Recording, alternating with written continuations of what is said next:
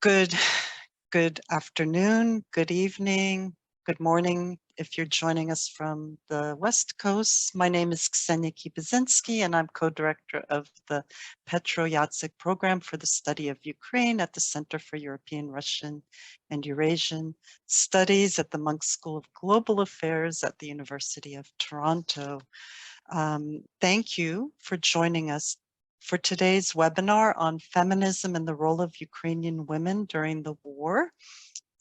Before I introduce the speakers, I thought I would just give you a little bit of background information, a bit of scope on the role of women during the war.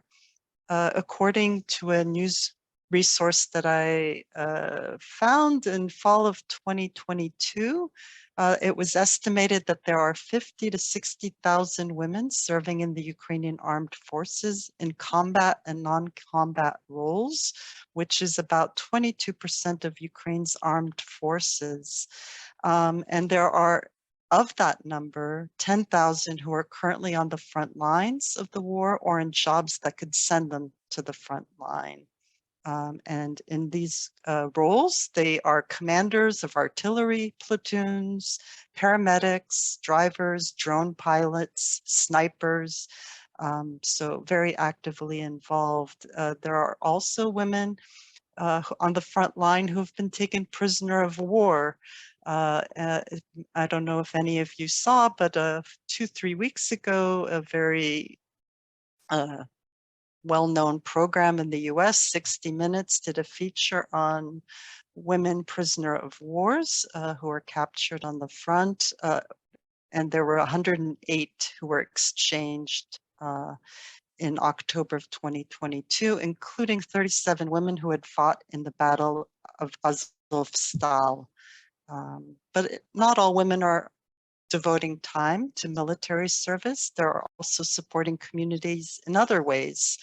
For example, providing non-military support, delivering food, information, equipment, raising funds for ammunition, other supplies to the Ukrainian army, caring for injured civilians and soldiers, reporting from the front, very bravely, many women reporters, interviewing victims and documenting war crimes, homeschooling, leading art and community initiatives in a time of war. Something also to bear in mind is that there are 8 million women, Ukrainians in Europe, refugees, of whom 90% are women and children. So what are the implications of women's participation in the military effort, humanitarian efforts, or for those who are living abroad?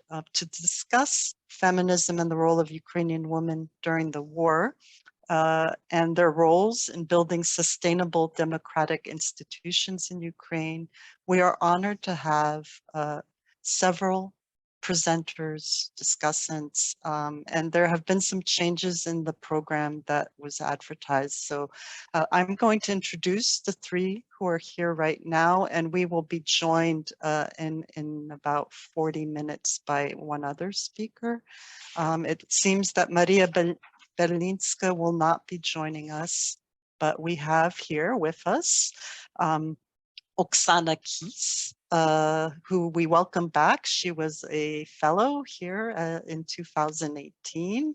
She is the head of the Department of Social Anthropology at the Institute of Ethnology with the National Academy of Sciences of Ukraine, co-founder and vice president of the Ukrainian Oral History Association, and the Ukrainian Association for Research on Women's History. She's presently a visiting professor at the Anthropology department at the New School for Social Research in New York City, not too far from us. She researches Ukrainian women's history, and I should mention that her book, Survival is Victory, Ukrainian Women in Gulag, has won awards in Ukraine and in the US in its translation in English, and has just appeared in Italian. She does other research on feminist anthropology, oral history, and gender transformations in post post-socialist countries, and I believe her current research focuses on a different generation of Ukrainian refugees, those in displaced person camps following World War II. We have also with us Anna Dovgopol, who is a member of Women Lead and Emergency Coordinator, Care Ukraine. She is a feminist, LGBT activist, and expert on gender issues, having been an organizer with Insight Ukraine, an LGBTQ+ organization, Amnesty International, and Kiev Pride.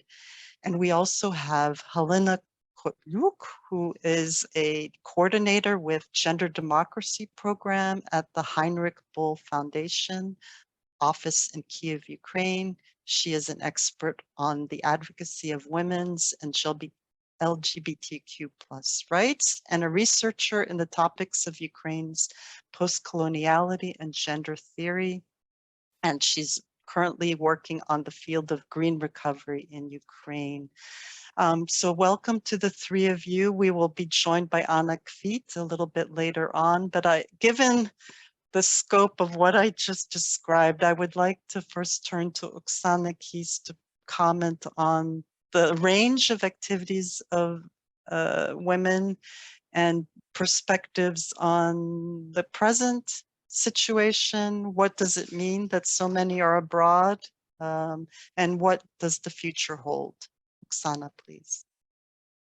Yeah, thank you for the introduction, Ksenia, and for the opportunity to share some of my thoughts and reflections on not only on women's experiences of this Russian full-scale aggression on Ukraine, but also on women's responses to the war and on women's contributions to the defense efforts.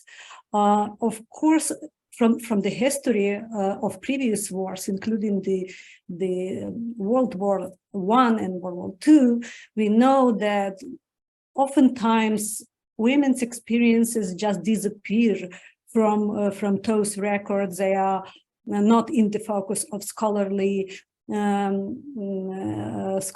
analysis, but in this case, in present-day war, it should be changed.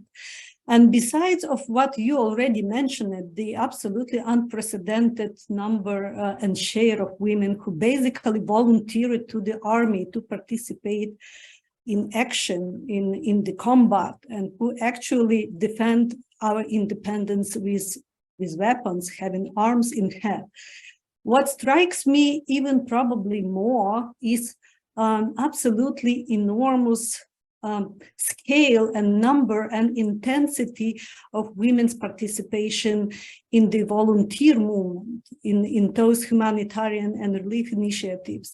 So we understand that only a minor share of women, those very courageous ones, actually joined the army, while the majority of women would prefer to contribute to the defense of the country in more familiar way, in more traditional way, serving at the home front. And they actually call it the home front, and they identify themselves as the women's battalions, women's legions, and the soldiers of the home front, and so on and so forth.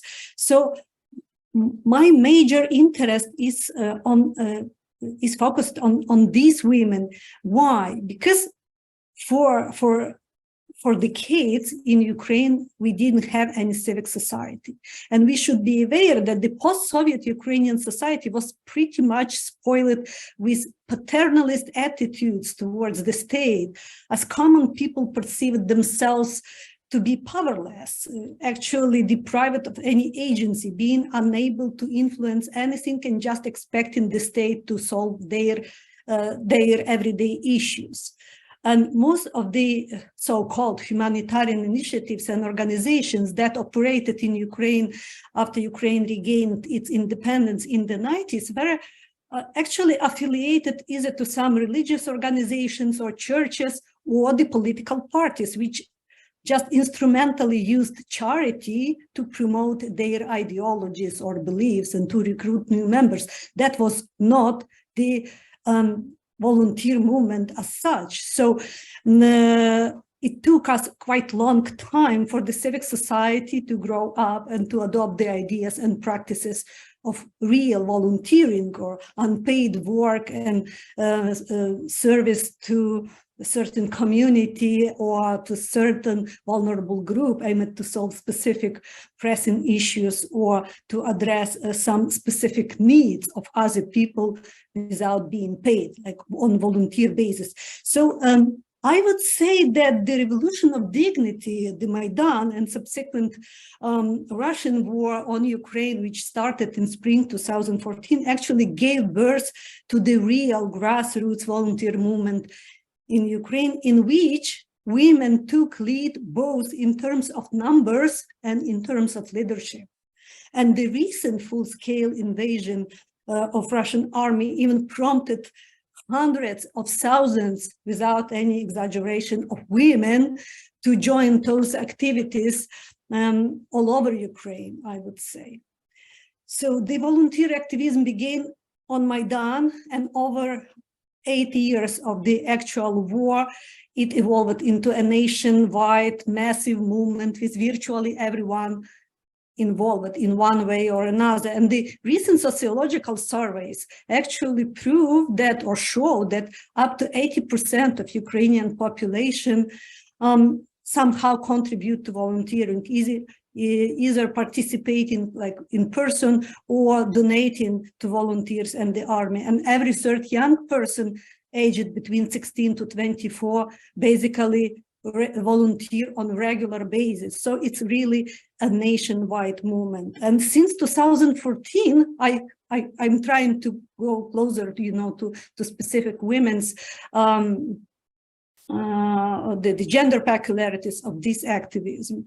Since 2014, volunteer initiatives were focused predominantly on supporting the army, because the army was then in a very poor condition. So the volunteers initiative, they provided the soldiers with literally everything, like from uniforms and foodstuff and up to some non-lethal military equipment.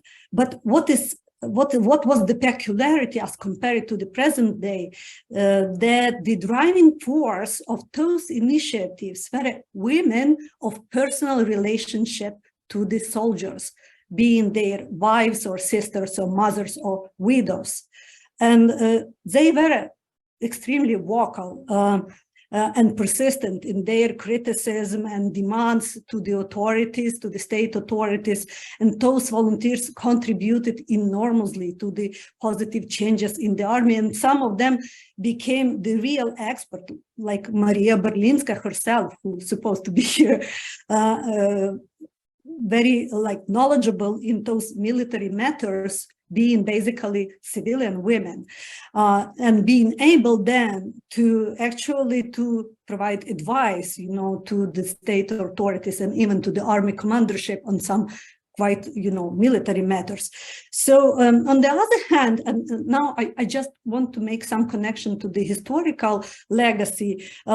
Ukrainians have a very strong legacy and history of women's charity practices, including all kinds of relief initiatives during the First World War, because both in Galicia under Austro-Hungarian Empire and in Central and Eastern Ukraine, being at that time under the rule of Russian Empire, Ukrainian women's groups provided all kinds of support and relief to different groups of vulnerable people, be those the refugees, the prisoners of war, the wounded soldiers, or the widows and orphans, and so on and so forth. But again, there is a difference. At that time, those initiatives were launched, and basically they operated by established women's organizations, and consisted mainly of women who represented the social elites,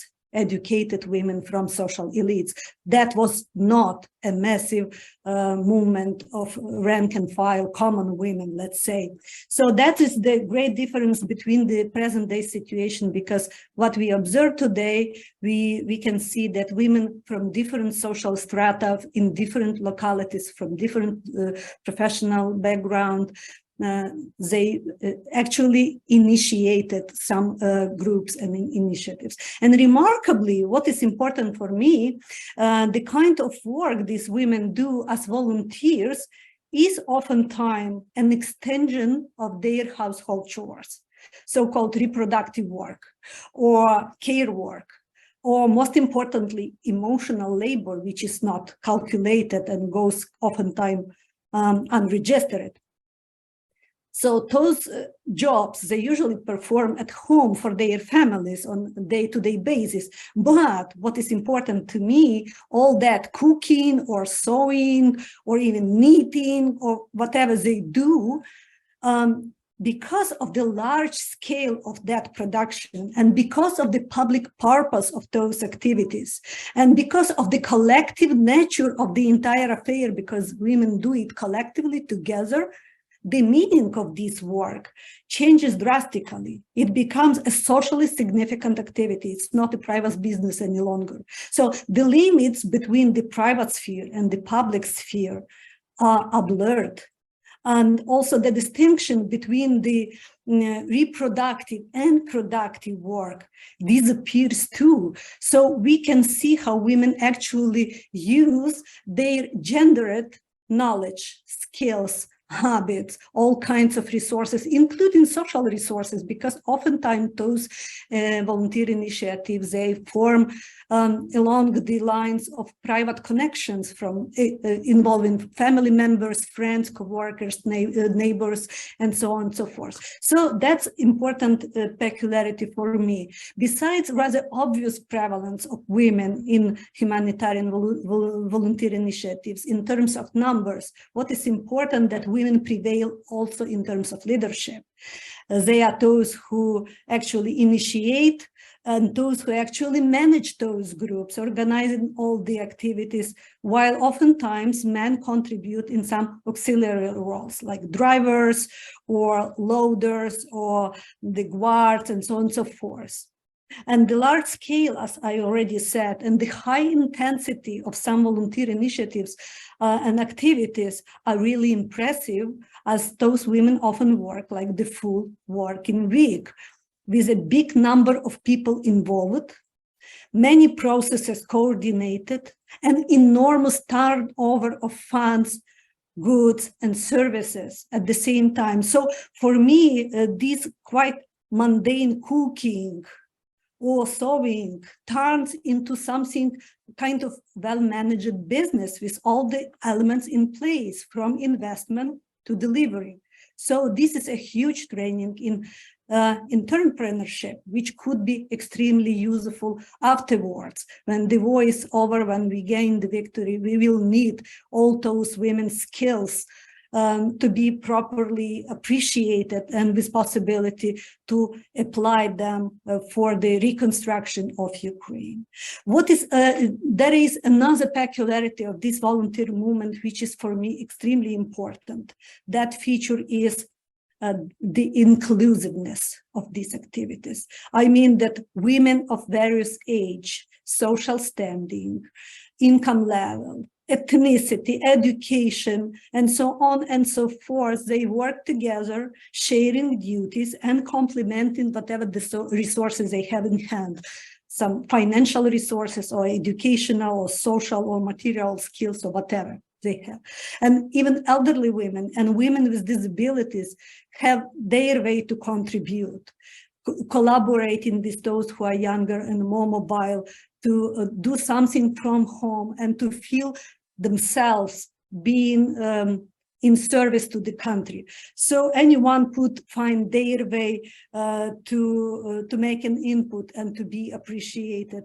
And this is, I would say, that a strong sense of solidarity and augmented self-esteem and self-confidence must result from this kind of experience of those women working together. A great number of so-called apolitical women, those who never had whatsoever experience of political activity, of any activism, of any community service, those women joined for the first time this type of activism. And for them, I believe this is a kind of very efficient training in active citizenship. This is for women to understand they are able to be the active members of this state, of this society, not only the passive citizens expecting the state or the local authorities to take care of them, but they can take the business in their own hands and to solve all kinds of issues very efficiently, by the way, because as we can observe, those women, quite oftentimes they show extremely efficient managerial skills, multitask efficiency, they are perfect logisticians, communicators, and so on and so forth. So it means that for many women, this is the first ever possibility to try and to manifest their different talents and their different capabilities, which could be and should be used and appreciated afterwards. My major concern, and this is my last sentence for my statement, introductory note, my major concern is the real risk of very serious burnout, because many women invest too much. They invest all their time on all their resources, and that could have a very detrimental effect. And already some of them reported the problems like the health issues, the emotional issues, like the mental issues, because of the extreme pressure and the extreme strain of such activity, non-stop activity, because of their high sense of responsibility for what they do and their like preparedness for self-sacrifice.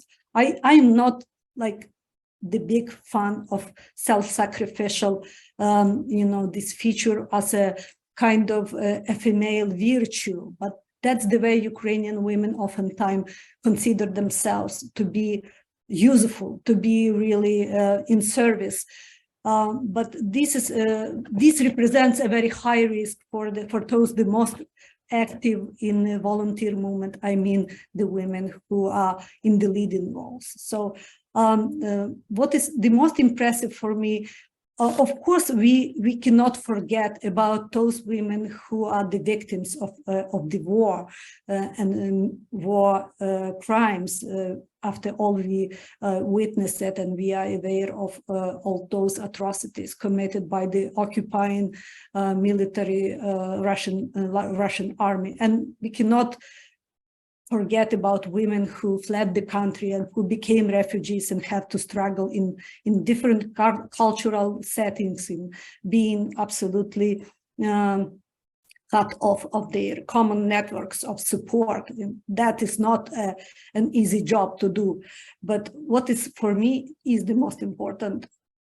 This is how women could actually convert their newly acquired knowledge, skills, contacts, and all kinds of social resources into something they could transform into institutional changes to contribute to the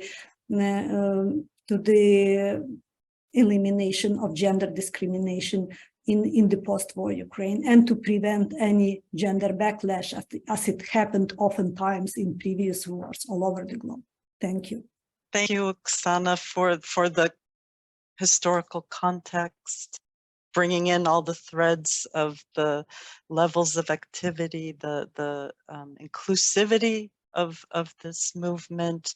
And I'm sure we're going to have in the discussion more opportunities to discuss, the issues of like unpaid work. What will that mean in the future? Transferring those skills that you identified into leadership positions in a peaceful Ukraine. But you did talk about burnout and volunteerism and humanitarian issues. And I thought maybe we could turn our attention to Anna to speak maybe more specifically from her on the ground level work and perspective. So Anna, please, over to you. Yes. Thank you, Ksenia. This is always very difficult to speak after Oksana Kiss. And thank you, Oksana, for giving such a comprehensive overview, insights. And I fully support what you've said. I think I will have a very few comments at this stage to give some more specific insights from the field, because in my current capacity, I work in a humanitarian organization in CARE Ukraine, and CARE is this international network of humanitarian organizations. And we work specifically with women-led organizations and women rights organizations. So we basically support women who are participating in humanitarian response. What's interesting is that, excuse me, this is my cat if you hear someone mewing. What's interesting that the approaches that our organization is using, they've been developed in other contexts where different crises have happened, as we refer to them. And the situation in Ukraine is so different to many other contexts. And the civil society and women organizations in particular are so strong that we have to adapt indeed a lot of our approaches. Having said that, some of the examples that I wanted to share, and basically some of the points. This is like highlighting the work of women organizations doesn't mean that men are not participating. Of course, men not only fight, but they also heavily participate in the humanitarian response, in saving lives, like everybody in this country is doing. But there are, I would say, some peculiarities, and I'm happy to come back 1 year later to give more insights, because it's just recently that I have started doing this work. Women often, because they have the experience often of being internally displaced people. When they they are internally displaced women themselves. So they work with other internally displaced women, and from their own experience. And thus the services that they provide, the activities that they organize, often are much more tailored and much more responsive to the actual needs of the people. They also usually ask women that they work with what those women need. And that brings, at least this is what we've seen with the partners that we worked with. And this often brings the huge added value. While often there are organizations, and the humanitarian organizations, the general approaches are that we are looking for numbers of reach. Often what smaller women organizations are doing, they're not providing the quantity, but they're providing the quality. They basically can reach to those people who fall under this symbolic greed, when there are large programs who try to reach people, like giving, I don't know, food, shelter, cash, but there are always people who don't have access to this or that service for a number of reasons, which we don't have time to discuss now. So they often can make a specific effort, and they don't provide numbers, but they can actually reach to people, to old women who stay in Kherson, which has been deoccupied, but is being shelled. There is no transport in Kherson, so they don't move, or they are afraid to leave their houses. Often these are, I don't know, single mothers. So they get in the car, in their own cars, and this is what this is just the real stories that I heard from the field. They get into their own cars and go to bring them food or some other stuff that they need, because they themselves cannot go to the places where the humanitarian aid is distributed. The woman, one of the organizational heads from a woman, CSO in Kherson, she returned to Kherson. She relocated to Germany, but she returned to Kherson as soon as the occupation ended. So she voluntarily returned to Kherson, which is under quite heavy shelling almost every day, to support those who are in need. I mean, this story really is amazing to me, and I don't know why she's doing this, but I really cherish her for this. So we have another partner who works with Roma women. This is a non-Roma women organization, but they made quite a lot of effort to get trusted by Roma women, and Roma communities are very close and they are quite difficult to work with, but they go in these communities and they support them with services that these people often don't get, especially women, because they sometimes they don't have documents, or they are illiterate, or they just experience so much discrimination that these women will not be able to go and see the doctor. So they arrange doctors for them. They arrange access to humanitarian aid, to other services. They work with the local women and empower them so that they go and change the situation for them themselves. So we met with some of IBP women who said that they don't get any services from the community that they're located, but they really cherished the organizations who arranged the services for them. And they said that they trust these people, they trust the doctors that these people refer them to. Also, these are women organizations who talk about the gender specifics of the crisis, of the war, of the humanitarian response.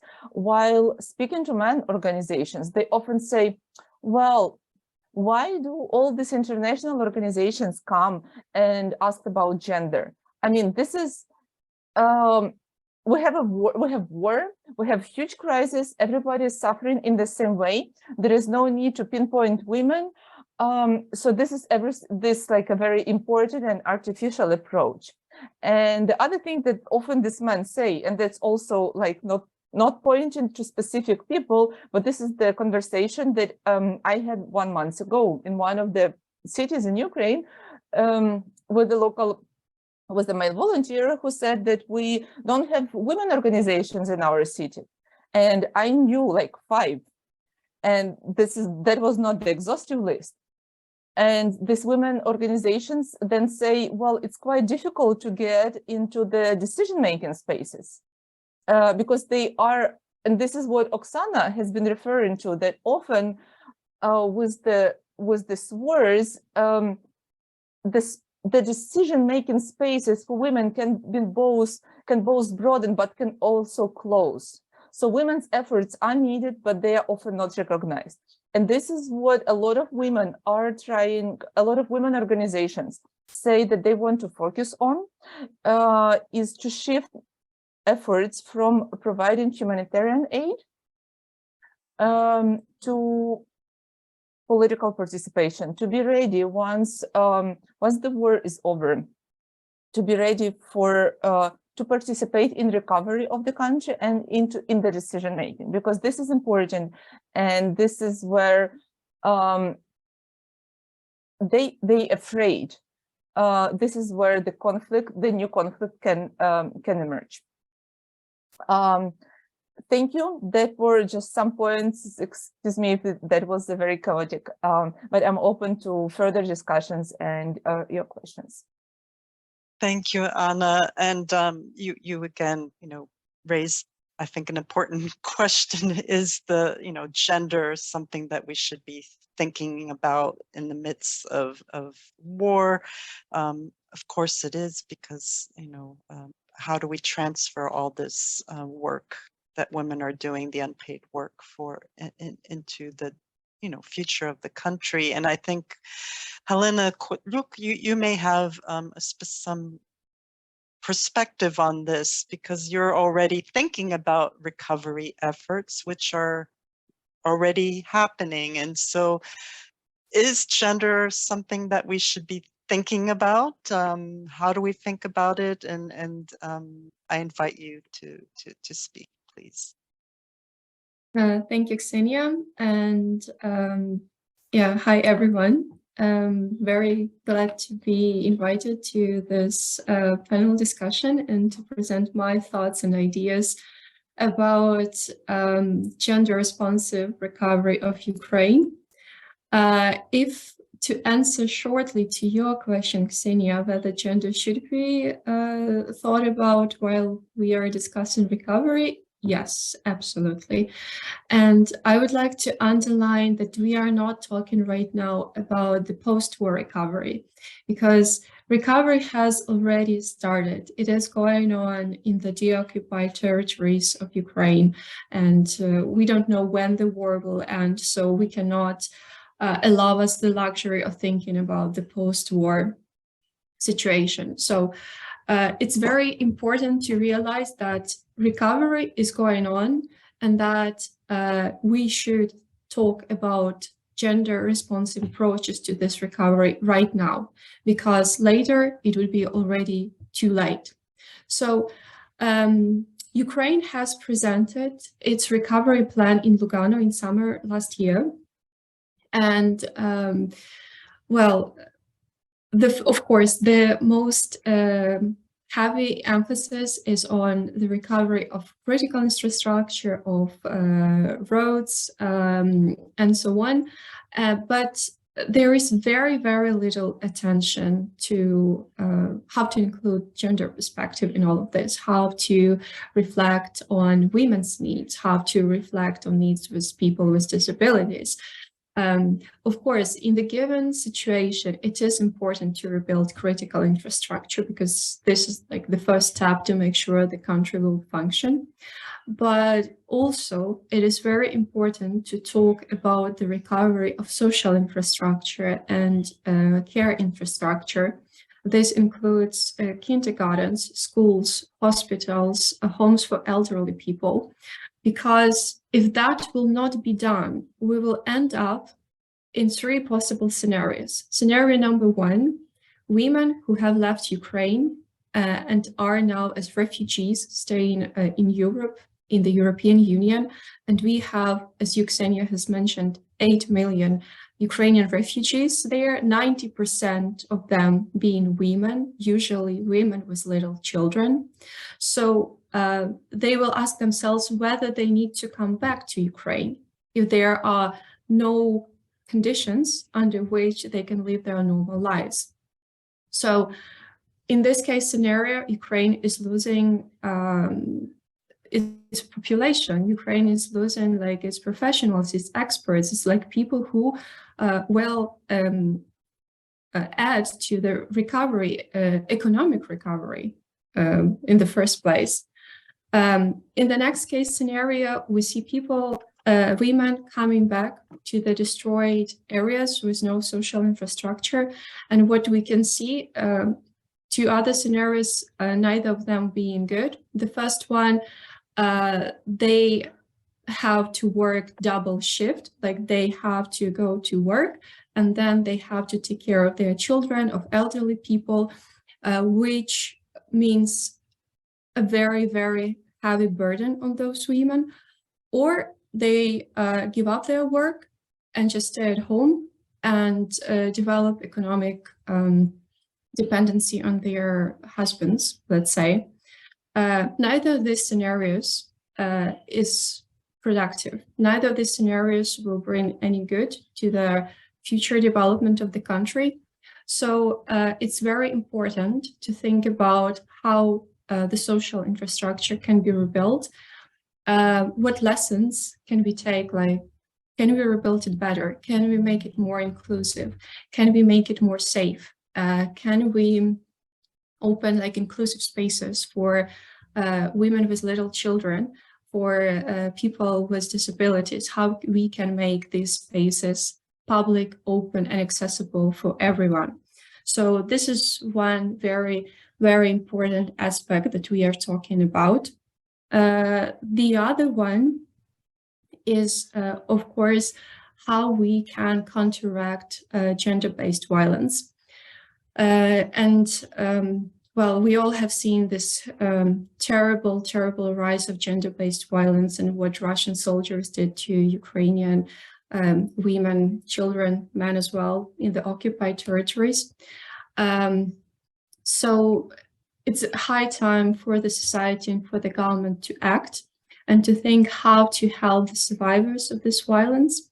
Ukraine has ratified the Istanbul Convention, which of course is a huge step. But since the time of its ratification, we don't see any steps of the implementation. And this is a high time to do that, because doing that, we would ensure that on the one hand, we could help people who are survivors of the gender-based violence. On the other hand, we understand that this society will be deeply, deeply traumatized by this war. And after soldiers will come back homes, it will be very difficult for them to switch from this level and mood of aggression. So we could expect the rise of the domestic violence at homes.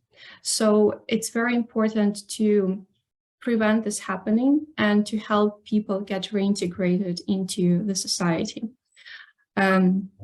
So we should pay very close attention to that. For example, the work of implementation of the Istanbul Convention has started on the legislative level. There was a working group. The comparative tables were developed, like which changes to the laws could be made. But then suddenly the whole work was stopped without explaining the reason. But it is very important for it to be continued. And the third aspect I would like to talk about is what Anna has mentioned, is that women are very much excluded from decision-making spaces. And this concerns not only women, but like civil society organizations as a whole. And of course, feminist organizations suffer from this as well. There is a kind of lack of dialogue between CSOs and the government. This is what I hear from my partners. There is lack of support, lack of synergy. And if we really want to ensure sustainable recovery of Ukraine, inclusive recovery of Ukraine, this synergy has to be there. It has to be guaranteed. And the voices of the civil society are to be heard, because we all see, this is what Oksana has talked about, that women are very, very involved in volunteering. They are contributing a lot. And I think it is fair that they are also included into the decision-making as well. Thank you. Thank you, Helena. And I really appreciate that you raised the huge issue of, 8 million people who are outside the borders of Ukraine, 90% of them who are women and children, and what kind of state will they be re-entering? And I think we'll want to have a bit more discussion on that during the kind of Q&A part, and I do encourage those of you who are attending this webinar to please put your questions for us in the chat, and I will raise them afterwards. But I wanted to welcome and introduce Anna Kvit, who's just joined us. Thank you, Anna, for coming. Anna is a visiting research fellow at the University College of London, and her research focuses on gender equality and women's rights in the military sector of Ukraine. And she has worked for international and civil society organizations and contributed to the development of policies and implementation of the Women, Peace and Security agenda in Ukraine. And Anna, just to bring you up to speed, Oksana started us off with a large contextual kind of overview of women's involvement in previous wars, and then looked at kind of the social society, the inclusiveness of women's participation. There are no age barriers, no income barriers, ethnicity, of all ethnicities, social strata, including disabled women. And disabled has come up actually, I think in each, the disabled people have come up in several comments. And we've also kind of, Anna spoke about her specific work and working with the women's organizations and women being able to address needs in ways that more organized groups do not. And Helena has been focusing on what the future holds. So what kind of perspectives can you bring us? We weren't joined by Maria Berlinska, but if you have maybe something more you could address about the military sector and women's role in that, we would be grateful for your comments. Absolutely. Good afternoon, everybody. Thank you for inviting me to this webinar, to this event, to talk. I'm sorry that I couldn't join you earlier, and thank you very much for the for the brief introduction of all the presentations that were before mine. I hope there will be no many overlaps in my presentation. My part of this event, I would like to focus on women in the military sector and on women defending Ukraine in this ongoing war of Russia against Ukraine as an example of new role for women in Ukrainian society nowadays.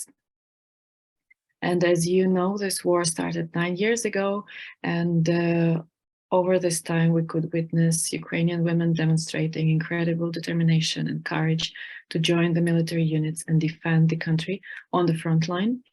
And when we talk about women in the military of Ukraine, there are several important factors to consider in order to understand why it is such a particular phenomenon.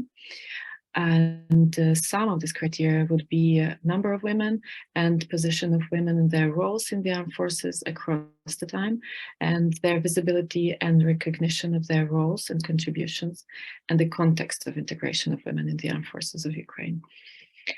Since the beginning of the war, women were actively joining the armed forces of Ukraine, and the number of service women in the armed forces has doubled since 2014. And it is important to highlight that women are not being mobilized in most of the cases. The government doesn't provide special incentives or requests for women to join the armed forces during the war. Women join voluntarily, and their representation has been gradually increasing over the last 9 years, with the two major waves for women joining the military in 2014 when the war started, and in 2022 when the war escalated after the full-scale invasion, basically. And as of the most recent statements of the Ministry of Defense, there are approximately 40,000 service women in the armed forces of Ukraine, and approximately 60,000 of women in the armed forces in general, including civilian women who work in the armed forces of Ukraine. It is more than the number of women in the biggest armies of Europe, like France, UK, and Italy. We don't have the data about the ratio of women in the armed forces now, but before the full-scale invasion in 2021, women constituted 1/5 of the armed forces in general, and approximately 17% of military personnel were women. And again, I would like to highlight that to understand what it means, if it's a lot or not enough, it's more than the average representation of women in the NATO countries. Except for the changes in the quantitative representation of women in the armed forces of Ukraine, there were significant changes in the roles women are performing in the military. Over the last 9 years, women's formal rights in the armed forces of Ukraine have progressed significantly. And from the so-called support roles, women moved to combat positions. And the number of women officers has tripled over the last 9 years as well. And Ukraine has got even its first female general in the armed forces of Ukraine. But back in 2014, women's presence on the front line was not envisaged by the legislation, and generally it was not supported by the military commanders. At the beginning of the war, women faced formal discrimination in the military sector and vertical and horizontal segregation in the military service, and at the labor market, there were professions and positions forbidden for women. Formally, they could occupy only the so-called support roles like secretary, HR, or nurse, and mainly not on the front line, and which also meant that there was no proper infrastructure for women in the military sector. It happened so that the changes in women's roles in the military in Ukraine started happening in the real life before they were reflected on paper and in the laws and regulations. With the beginning of the war, women de facto started fighting on the front line and perform combat duties, and only a few years later, they were officially allowed to do so. And Ukrainian civil society played an important role in advocating for these changes. And only in 2022, women were allowed to occupy all positions, including combat positions in the armed forces of Ukraine. And during this war, women in the Ukrainian military got more visible and recognized, which was not an easy and rapid process as well. Media representation of women has increased significantly, and Ukrainian and international media are actively covering this topic. The focus of media has also changed. If in 2015, articles would talk about the fact of the presence of women in the military in general as an achievement already, in 2022, media are more focused on the conditions of the military service for women, at the risks they are facing with, their reflections on their rights and experience in the armed forces and on the front line. So we could assume that the approach of depicting women in the military is more critical now. But at the same time, women in the military are still hardly regarded by the media as experts. What I mean is that journalists would rarely ask opinion of service women about the war-related issues. Their questions are usually focused on their personal experience, on living conditions, which in some way still doesn't place women and men in the military at the same level. And also you could notice that the nowadays President of Ukraine and General Commander, they mention and recognize in their speeches and interviews presence of women in the armed forces of Ukraine and their input into the resistance. And along with the increased number of women in the military and their visibility in the media, attitudes of the society towards women in the military has also changed in Ukraine. According to the All Ukrainian Survey of Adult Population, the percentage of Ukrainians who agree that women in the military should be granted equal opportunities with men increased dramatically from 53% in 2018 to almost 83% in 2023. Positive attitudes towards women's rights in the military of Ukraine are increasing. But this is still a question: what is the reason of this increased recognition and acceptance?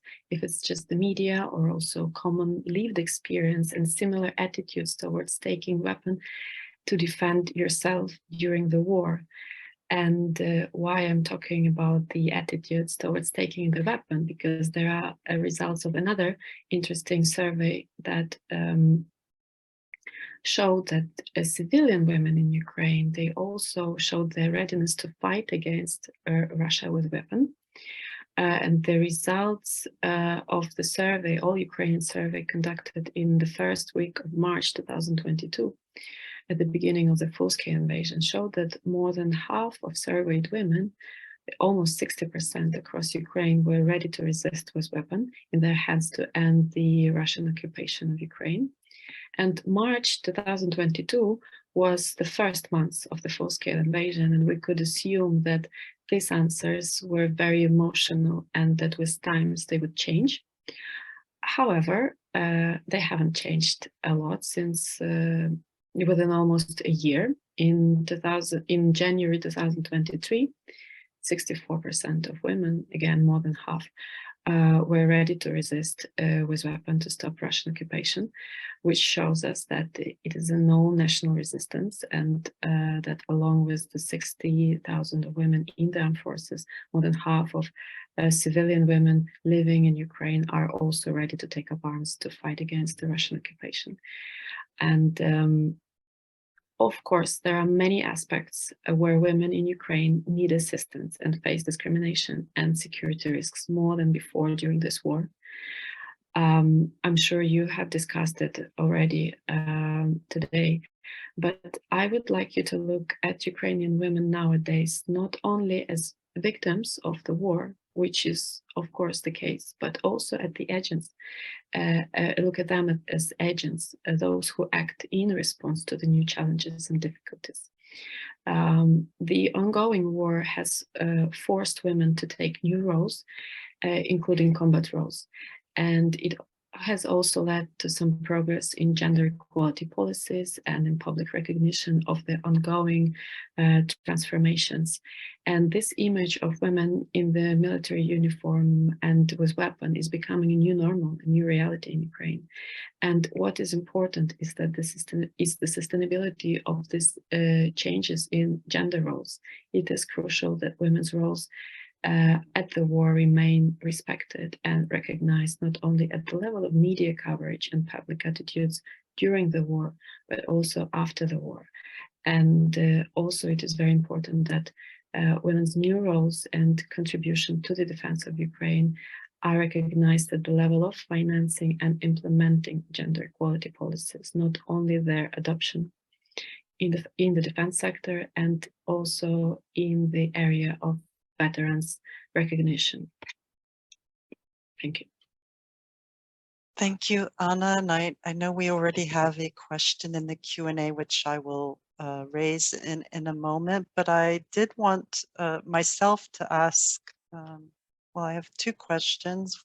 One is, there's been a lot of talk about the home front, while acknowledging that there are women in Europe, but no one has really addressed what those women in Europe are doing besides raising children and keeping them in safety. So I wonder if anyone has any knowledge about the home front outside the borders of home. And then the second question I would like for all of you to consider is how can women with their current leadership roles, organizational skills, be affecting change now rather than waiting for the end of the war? And should it be at the municipal, local, state levels, or is there some other structure where that will be happening? Because waiting for things to happen afterwards means that a high level or a high probability of exclusion, and it should be happening simultaneously. So I welcome any of you to comment on those two questions, and then I'll begin with the Q&As that are populated.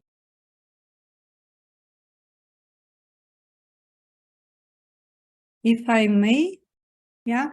Not that I am a kind of expert or I did any research on those refugee women who went abroad and tried somehow to sustain their families and children.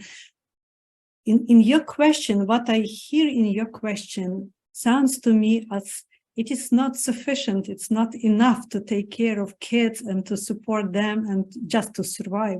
I would say that's enough. That's already a great job, to adjust to a new country and to manage all those, paperwork which is related to obtaining special status and all those,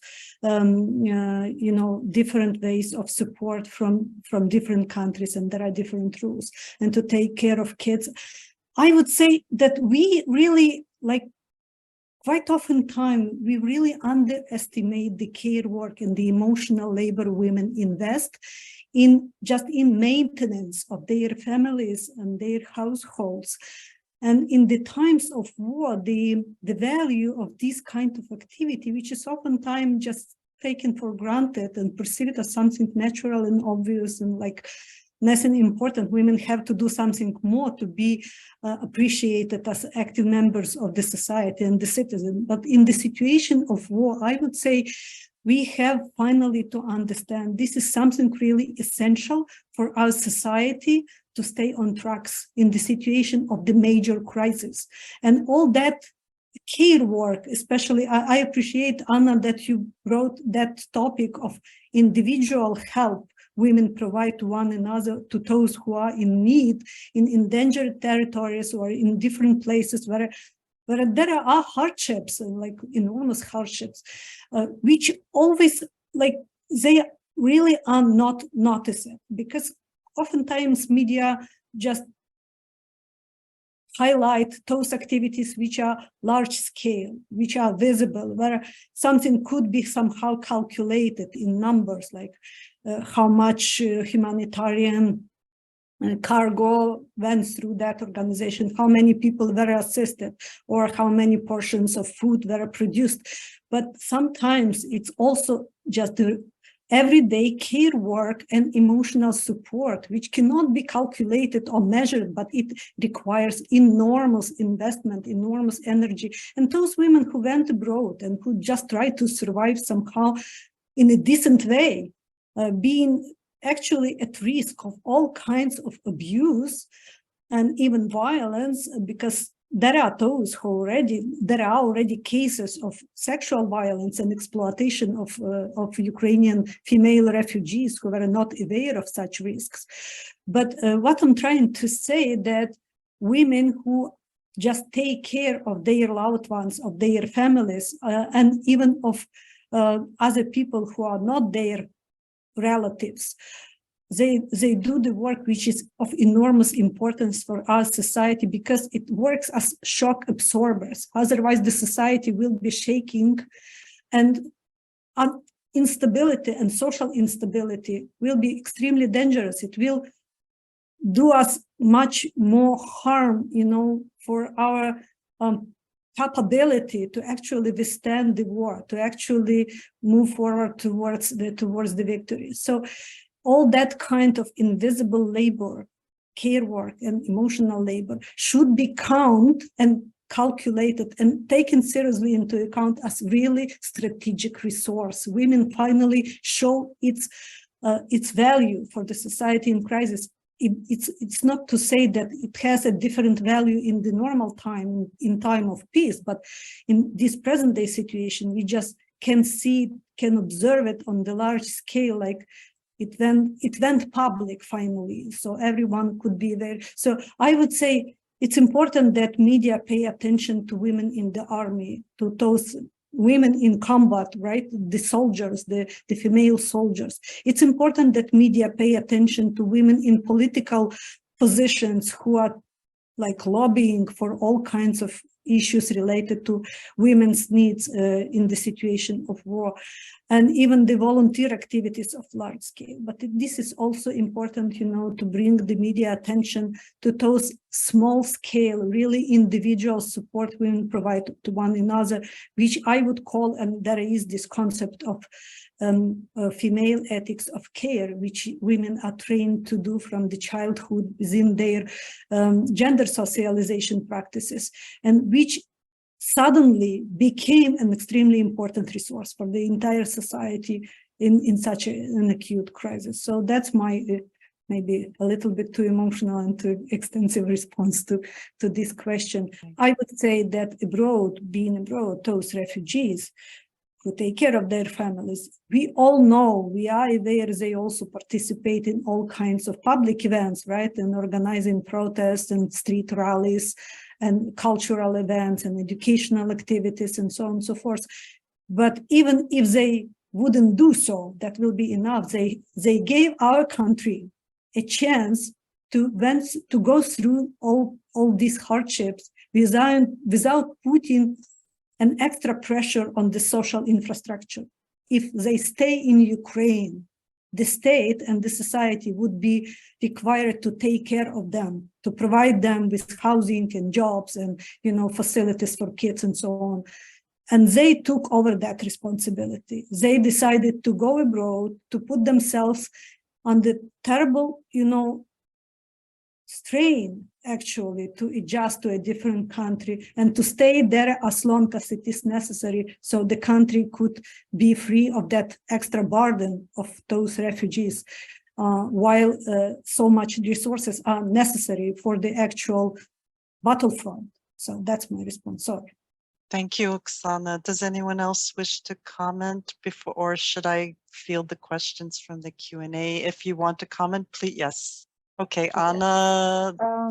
Yes. And I think something is wrong with the internet connection. So if I can ask you to repeat the second question, because I wanted to comment more on this one, but just to make sure that I got everything right. Well, it was about how to integrate all this creativity, organization, participation in the military into leadership roles and in positions of decision-making right now, rather than waiting for the war to end. I mean, it needs to be happening simultaneously. It's not like, thank you for participating. Now we've given you X number of ministries. It kind of needs to be happening in parallel with society now, or how will, and are there other structures where the being in the decision-making seats can happen outside of government? I will give my perspective and maybe my colleagues want to complement, but before that, I really want to thank Oksana for putting this emphasis on care work as important work, because we are used to thinking that like the important work happens outside of the house, and taking care of kids and elderly, I don't know, cooking, cleaning for that matter, is something which is just auxiliary but not recognized. So we shouldn't, as feminists, we shouldn't fall in the same trap. So I think this is a very, very important point, and thank you for this. Speaking of how women participate already, well, in terms of politics, there are not so many options, neither for women nor for men, because there are no elections during the wartime. So this is clear. On the negative side, with the establishment of civil military administrations in many places, even those women who were present in the civil administrations before that on oblast level were substituted by men. So the state obviously thinks that men can take care of the military stuff and women are not. So so this is the negative side. What women so what I see, but maybe that's just because I work mostly with women civil society organizations, is that women do a lot of work is done through the non-governmental organizations. Women work with the existing politicians already on, as Hara said, there is no implementation of Istanbul Convention, so there is a lot of effort in Ukraine by from different angles, through 1325 coalition or through other means, to develop action plans for Istanbul Convention, to develop action plans for local implementation action plans for 1325. And women organizations do take a lead on this. So these are a strong instrument that they can participate through. And there are quite a few politicians. There are women politicians. There is the governmental commissioner on gender issues, through whom these activities can take place. So this is not correct to say that women are not focusing on the change now. I think this is the mode that women organizations are more interested to work in, rather than providing humanitarian assistance, which is basically, as some of the women say, this is basically the same as care work. It's never ending. You just and it's always, and we don't want this to be put on women again, providing this care work, even though women do this because they feel that this is important. So I would say that that there are quite a few of options. One last thing that I want to say is that often there is quite a lot of cooperation on the local level, at the Hromada level, basically this territorial communities, united territorial communities, or at village level, especially in the eastern regions, where more humanitarian aid is coming, because civil society organizations do help to bring a lot of donor money into the local communities.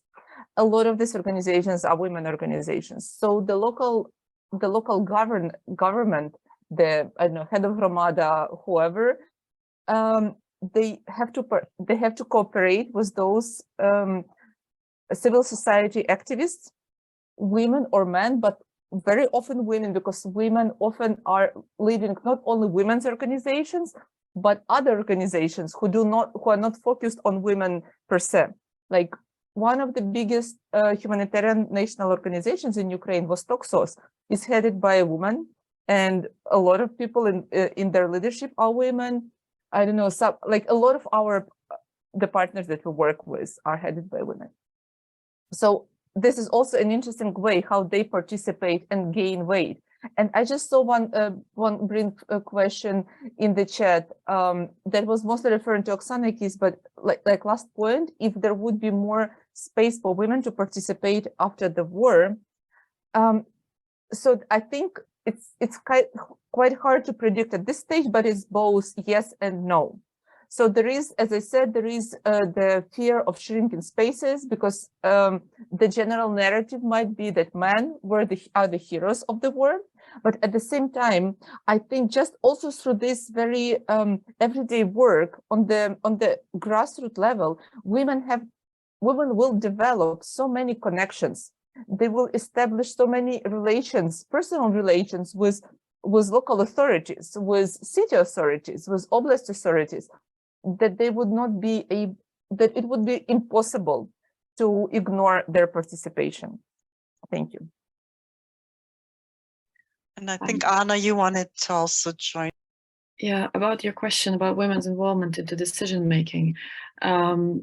In spring 2022, we did a research about impact of the war on different categories of population in Ukraine, and we saw that the women's involvement into the decision making at the local level has increased. Because exactly women were really active at the beginning of this escalation, providing humanitarian aid and all possible kind of assistance to local population and internally displaced people. But we also saw that women's involvement into the decision-making level at the national level has decreased, because decision had to be taken fast, and there was no time for consultations with civil society, for public consultations, and all these mechanisms that were developed with years and that ensured involvement of women and of civil society into the decision-making at the national level, they were not used because of probably different reasons back at that time.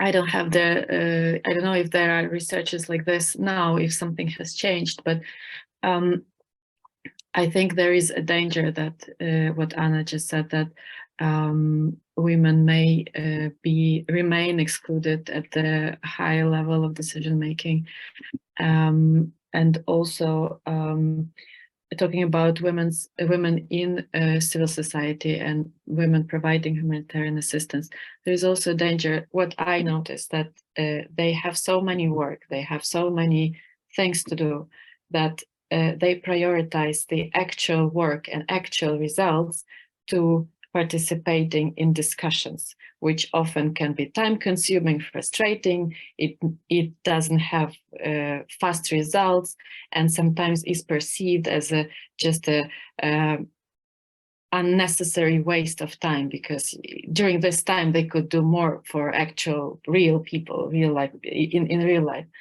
And there is a danger that by prioritizing very important work to the work which can bring results in future, like a participation in discussion of policies, there is a danger that these organizations and women can get excluded. So that it's really important to use all these opportunities that are still used during the war to be involved into the decision-making process. And another example, which I personally saw of how women can get involved at the local level during the war, I know that civil society activists become advisors to local government because they have a lot of experience. And I know that women internally displaced civil society activists became advisors to in local communities, because they have experience of dealing with internally displaced people in other regions of Ukraine. So at the local level, it does happen,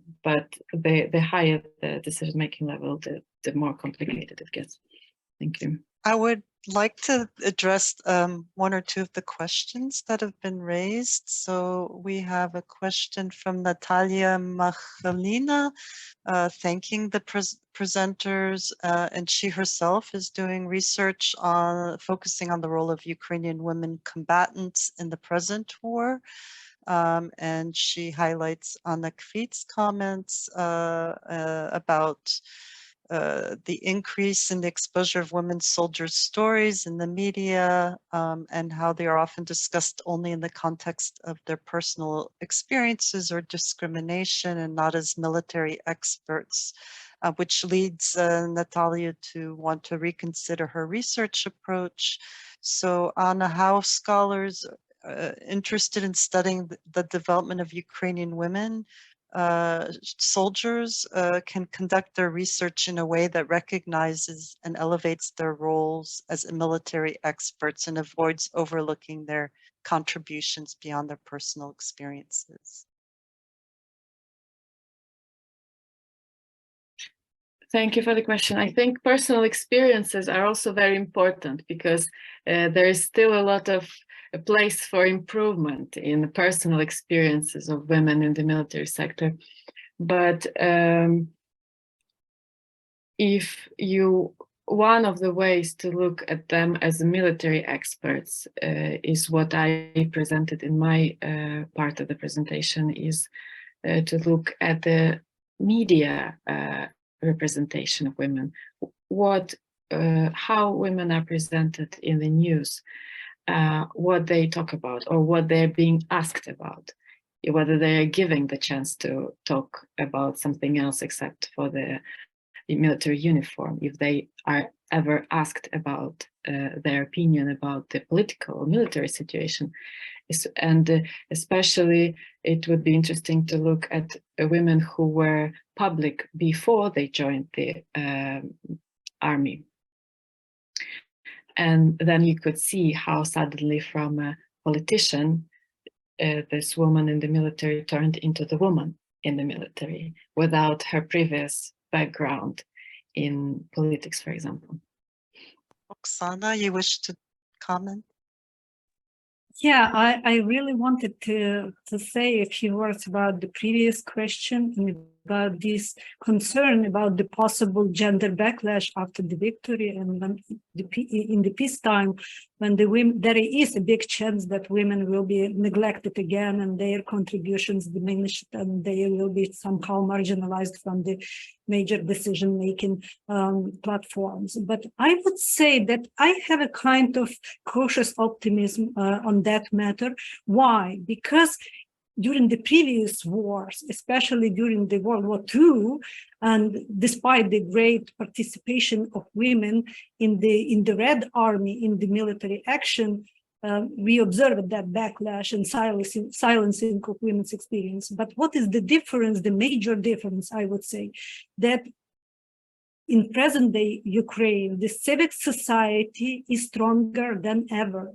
And women's rights advocates, both the activists and the scholars, are unprecedentedly united and watchful and vocal in what concerns any attempts to encroach the women's rights or to even exploit or strengthen any gender stereotypes. And there were recent cases about, the attempts, to cancel the International Women's Day in Ukraine, or that famous calendar with the workers of one of the media being pictured, photographed along the weapons, being naked, and so on and so forth. So I would say it is important that the women's organizations are really extremely active right now, watching the situation. And it is not only about those women's groups which existed before, but what is most important, that women's rights advocates and women's veterans organizations are also getting stronger, and they they are respected by the society, and their voices are also heard, and their activities are also visible. So it wouldn't be the case that only the male veterans will be like glorified and rewarded for their contribution to the victory, but also I believe those female soldiers and also the volunteers, and even the women volunteers are so much focused on their actual activities as volunteers, doing like taking care to get the job done. If they don't have any time, to somehow capitalize on their contributions and to convert those, contributions into some structural changes, I would say that would be our job as activists, as women's rights advocates, to make sure that all they done for Ukrainian society, for all those wartime efforts for defense will be properly appreciated and will have a place in a post-war narrative of this struggle. So it won't be like silenced and taken for granted. So if they have no time and no energy for that, we should take the role in that to make. Thank you, Oksana. Visible. Helena, please. Yes, thank you. I'll be very short. I just wanted to contribute to Oksana's answer and maybe partially comment on Danila's question in the chat, like whether we could be certain that there won't be any backlash. Of course, we cannot. But as Oksana said, civil society is very strong. Feminist organizations are very strong and visible.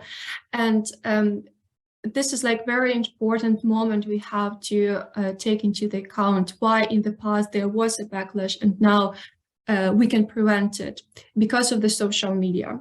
Because a lot of organizations are very active on social media. There are a lot of media platforms which are highlighting roles of women. A lot of discussions going on. Oksana has mentioned this notorious calendar from Channel 5 depicting women, and discussions online were huge. And I see that as the sign that the society is growing, because 10 years ago, maybe if you would see that calendar issued, published, there won't be any questions risen. Now it is very much criticized, like there were different opinions, but there was a discussion. And I think this is very important because our society is growing in these discussions, and feminist agenda and women's rights are getting more and more visible in these discussions. Thank you, Helena. And I think you somewhat touched on the questions that Marusia Buchurk you've raised and that Olesya Brava has just raised, you, Oksana, as well, and Anna, about the coordination of women volunteer movements, feminist discussion groups, how the communications, publications, media platforms, and engagement. If any of you want to comment, maybe just 20 seconds each, and then I want to thank, make sure to have time to thank all of you for participating. So if there's anything you wish to say about the activism and ways that you connect with one another. Just very quickly to comment, as some of the participants already said, women organizations also, I think it's more answering Marusia's question, we cannot do everything. So there is some media presence, of course. Women, feminists participate in the public discussions, and we also, like, I myself also have some experience of that, but there is so much work that you don't get to do everything. There are quite a few of media projects. If you reach out to me, I can share this with you. But again, we have to prioritize. So this is one thing. And another, feminist movement in Ukraine, like any other movement in any other country, consists of different people. Sometimes we coordinate, sometimes we agree, often we disagree, because besides being feminists, we are humans with different views on how the society should be structured and how to live the life properly. So, I mean, we do coordinate sometimes we don't. And that's okay. if I Thank could you. say just a word, you know, as a person who is old enough to remember the Soviet times, I am very like against any centralization, any, you know, umbrella organizations, any kind of this unified type of structuring and action and strategies and so on and so forth. There are different groups, there are different issues to be addressed. There is a variety of activities and, you know, modes of functioning and types of problems to be solved and the ways to address those problems. And the variety is our like treasure. We can agree, we can unite around specific issues which are of common interest, of common, you know, like being the most pressing for us occasionally from time to time. But still, I would say that it's a privilege of democratic country to have different ways to deal with the issues, even if the issue is a common issue, like gender discrimination and inequality. There are different ways and different levels, and we should not try, you know, to elaborate and to follow any common pattern on that. Thank you. And I think I'm going to let all of you free so that you can continue all the good and hard work you are doing. So I want to thank Oksana Kis, Helena Kotliuk, both of whom joined us on very short notice and gave us incredible expert opinion. I'm grateful for you in joining. Anna Dovgopol, who rejoined us from last year, and Anna Kvit, who I believe maybe is the first time you've come. Thank you both for your contributions, and thank you to all who attended. And this webinar will be available on the CERIS YouTube channel if you wish, our participants wish to share it out after this meeting. But again, thank you so much for your valuable insights and hard work.